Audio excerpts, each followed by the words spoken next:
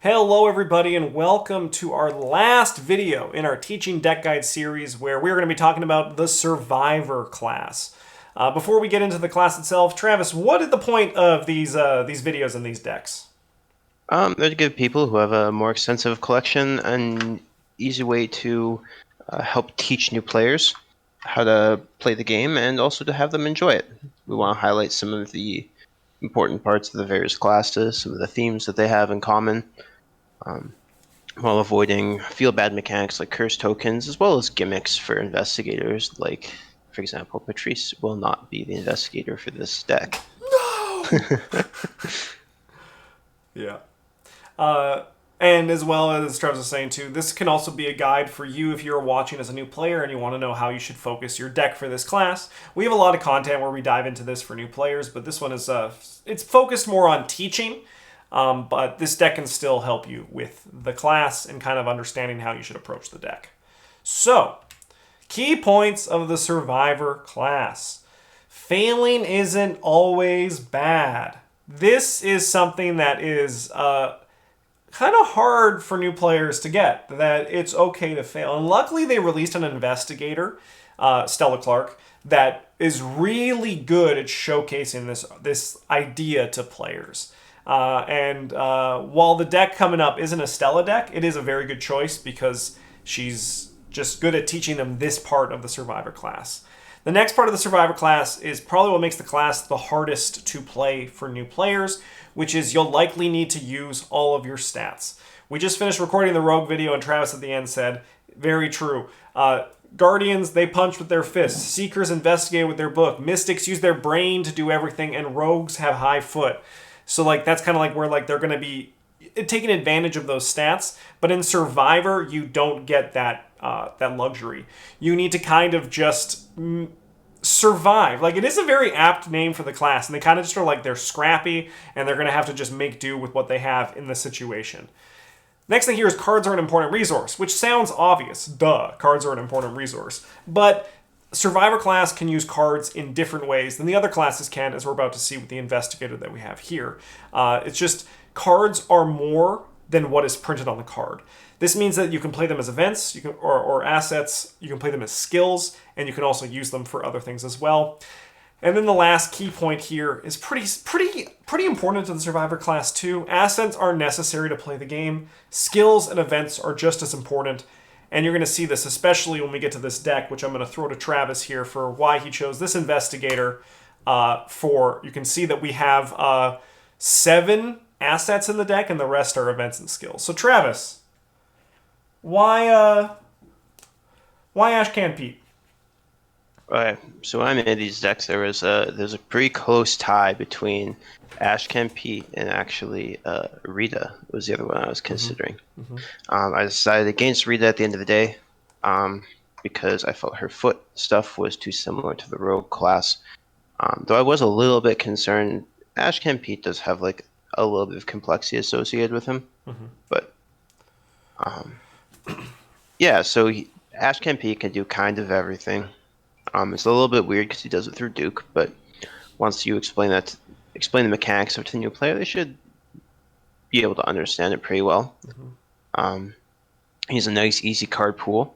He's got strong defensive stats for the Mythos phase. He's got good soak on him, good health and sanity. And also he has a dog, which is something attracts a lot of people. They'll love it, yeah. Yeah, they'll love having a dog. But yeah, you want to move on to the next slide? Yeah, sure. Get into the cards. Yeah, why don't you keep going, Travis? Yeah, we got our scroll of prophecies here. One of the important things that this is going to teach new players is that cards have a value besides what is printed on them. Because you can discard them to ready Duke. And Scroll of Prophecies is a nice, easy asset that lets them get more cards to use Duke consistently, and also they can use it to help other people at their location.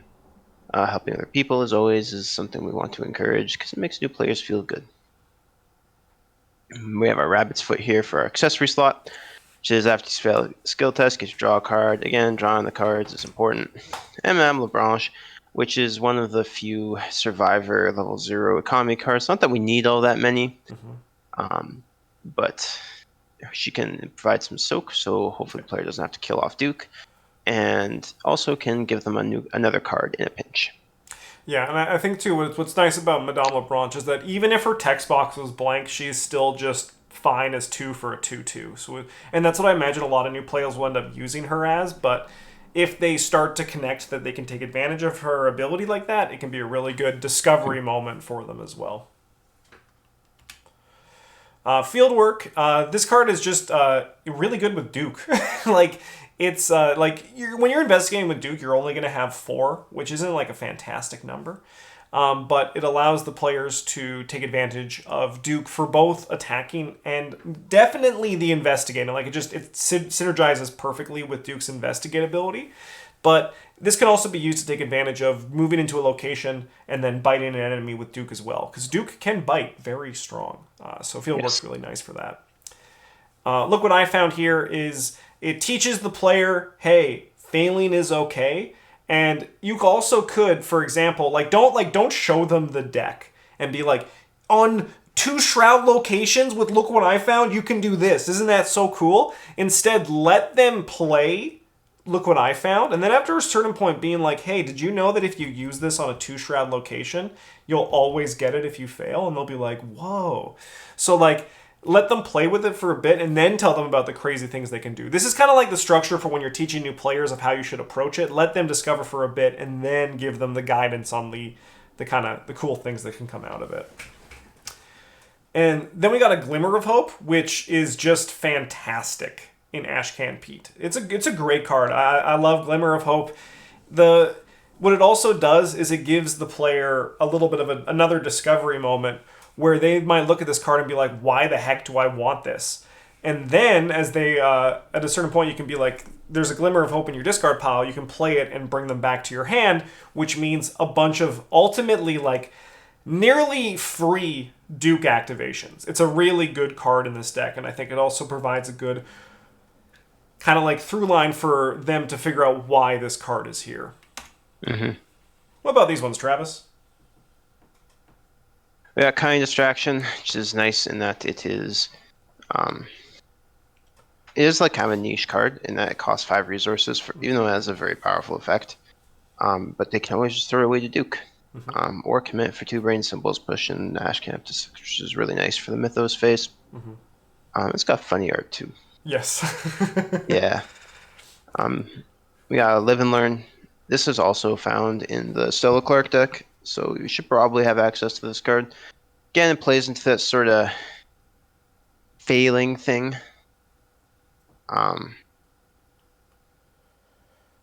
Which I think actually can you fail and then play Look What I Found and then play this? I think so. After resolving all effects from the failed test, and I think that would, yeah. Yeah. I mean, there's some neat things they can figure out with it, and then you can also show them, teach them that failing tests isn't inherently bad, where they can commit this for 1, or they can, just fail a nothing test and then get +2 instead. Yeah, it's like a reverse unexpected courage in a way. It's inverted, yeah.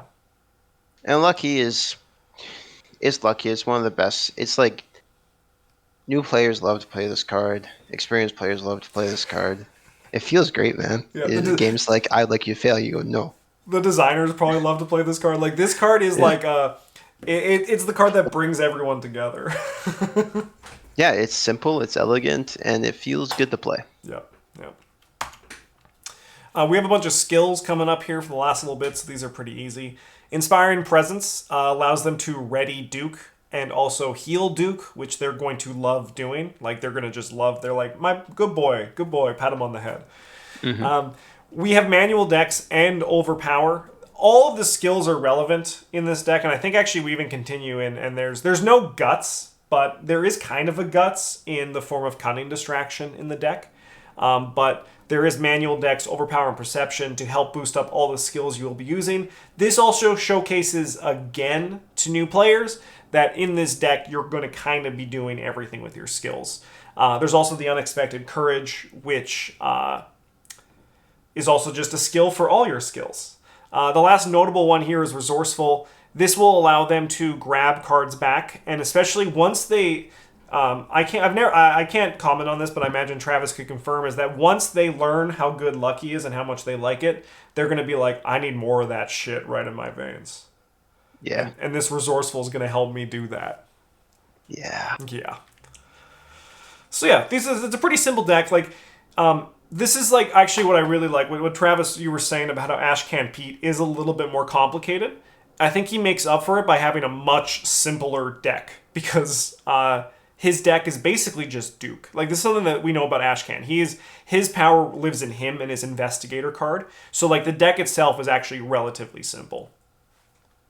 Yeah, like half the cards in your deck could be blank and it would still be functional. Yep. Something Brent and I comment on him and Wendy quite often. Yeah. All right, substitutions. Travis, what about these ones? Yeah, for Glimmer of Hope and Scroll of Prophecies, these are literally just ways to get cards into your hand. So any other card that draws you cards is good. That's kind of it. Yeah. Just whatever you got. Yeah. Like as the note here as well, Glimmer of Hope is very good and hard to replace, but if you don't have it, just whatever you have that can replace cards in hand. Next up here, Madame Lebranche can be legitimately whatever, like a good ally. Like Peter Sylvester basically means don't die, right? And gives you +1 foot. If you have the upgraded version as well, it's like very nice because it bumps up your defensive stats to really good numbers. And then Dr. Milan is also just like, if you want them to, like, if they want to be a bit more focused on investigating because they like that part of it, Dr. Milan can make it so that they get +1 books. They're investigating at 5, which is a very comfortable number, especially on easy and standard. So yeah, this can basically be a nice, once again, a simple ally. Keep them nice and simple for these. Don't give them like don't give them Henry Wan. just give them something that's like good and simple. Yeah. Inspiring presence and field work can be like, because Peter is from Dunwich, so he has the 5 splash cards. So these could be whatever skills you like or whatever cards you like. Right here we have a Vicious Blow and Deduction because like they're both really good and they're both also really good with Duke. So these can kind of be whatever you feel works best for the player here or for what you have in your collection. And you probably have the Vicious Blow and Deduction because hey, they're both from the core set. Who would have thought? Yeah. And this one's also a nice, simple kind of like one-to-one effect transition. If you do not have Resourceful, but you have Scrounger Supplies, you could replace the Resourceful for Scrounger Supplies. These effects are like the only two like ones that kind of do this. So it's like you want to like grab one of these ones, but they can kind of be interchanged depending on your collection. All right, upgrades. So, like all of our previous videos here, the upgrade package is designed like the Investigator starter decks where you're going to give a core set of cards to the person, be like, here's your upgrade pool, upgrade out of this. This makes it easier. They don't get overwhelmed when they have to flip through your binder or look through your little white box of cards. Just give them these, pull them out in advance, give them to them, and say, here's what you're upgrading from, go nuts. Travis, what is the first batch of cards here? We got upgrade. Look what I found. Cards that are just upgrade versions of cards already in deck are always nice for the new players because they don't have to think too hard about it. They're just like, I like this card. I'd like it to be better. Easy. If they do decide to upgrade this, it might be worth pointing out the connecting locations line on there. Yeah. It's something that I forget when I play it. So. Next up, we got newspaper. This one's like a little bit weird in that it's only good sometimes. It might require a little bit of explanation, but it does fit nicely into the sort of flex area that Duke wants to be in, where sometimes you get clues and sometimes you kill monsters. And this one, the first time you get clues, you get a free clue. And the +2 book while investigating can be nice with Duke's base 4, pushing up to 6, get clues off a slightly higher shroud location, or they can just commit it for 2 books later in the game. Yeah. Next up, we got Grizzly Totem as a replacement for the Rabbit's Foot, which gets back skills if they fail, just sort of like card draw, and also like not. Especially when you get later into the campaigns, Ashcan Pete and by extension Duke's stats look a little bit lackluster. Yeah. and this can help make them feel better about that, where they can kind of liberates them to just throw skill cards at tests, because if they fail, who cares? They get it back. Yeah, definitely. So we have Dig Deep. So this is a good defensive option. It is expensive experience-wise, but this allows them to feel safe during the Mythos phases. Like, they can just be like, I'm unstoppable. In addition as well, both this and Expeditious Retreat can fit if they wanted to play like the sort of evadey style that they could, and they can just like walk away from their problems. These are two tools that can help them do this. So just, that's kind of like being on the defensive side. We also have True Survivor here, which return 3 innate skills from your discard pile to your hand. This is kind of a little bit more complex than some of the stuff we've seen in the previous videos in this series, because it actually cares about traits, and I think this is the first time we're caring about traits. Maybe we did in the Mystics with spells, but in this one, it's the innate skills. But like, luckily it's still very focused. They can look through their skills. They'll probably connect pretty quickly. Hey, wait a minute. This resourceful is innate. I can maybe bring back this lucky, or they'll ask, can I bring back True Survivor with this? And then you say, oh yeah, go for it.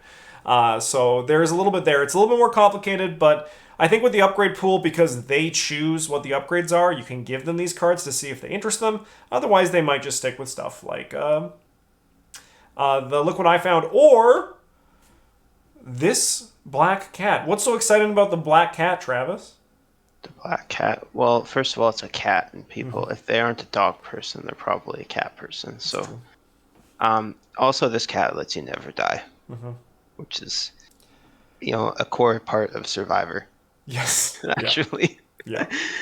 Despite this being a neutral card, it plays really, really well in Duke and Pete, especially when you get to those later scenarios, and the tombstones and squid tokens can be absolutely crippling, and they can just be like, nah, man, the cat will deal with it. Yeah. It's really, really just like a home run for new players, I think. Yeah. Yeah, and then we got our level 2 lucky.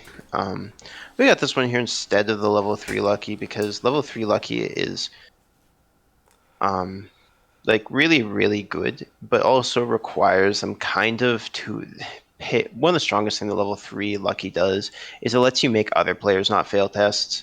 And having new players pay attention to every test that happens and where they're positioned, stuff like that, can be a little bit tough for them. I know we talk a lot about new players being able to help people and that feeling good, but they need to be able to help people in like an easily digestible way. Yeah, on their own terms. Yes, it's very easy to have them be like, oh, I'm here, I can help you draw cards, a Scroll of Prophecy. But it's much more difficult to set up turns where a lucky 3 lets them help other people from failing tests. Yeah, and even like one of those moments, like say for example, you're failing a test that you're okay with failing, and then they use their lucky, and then you go, I wish you didn't do that because I was also like kind of okay. It also avoids those moments where as they get more experience, they'll know what those moments are easier, right? Yeah.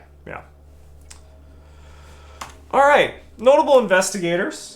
Like the Rogue One, we have 2 here. I also almost put Rita on this list, but I went against it because even though I think she's better, I still just, for some reason, I just did not feel good enough to put her on this list. But I suppose she could fit here. So like, just imagine a little like pencil drawn Rita next to these. But we have Stella Clark, who is very good for new players because she teaches that failing is okay. Her stats are kind of like, they're Survivor. Like, there's not much more to say about it for that. So it requires a bit of like work to get things going. But there is an option here to play with that instead of Duke. I think Duke is better. Ashcan Pete. It's Duke. Who are we kidding? I think Ashcan Pete is still better for new players, but Stella Clark is still a great option. And then Wendy Adams. She is definitely more complex than these other 2. But she is still just, I think, a really strong, good investigator with a good card pool that you can take advantage of with this class. And she can also play lockpicks, which is good. Yeah. Sweet. Those are all of our teaching decks. Hopefully these have helped you as an experienced player to make decks for new people you're going to be playing this game with, as well as also giving you the philosophy that I think is best to approach these kind of things for new players.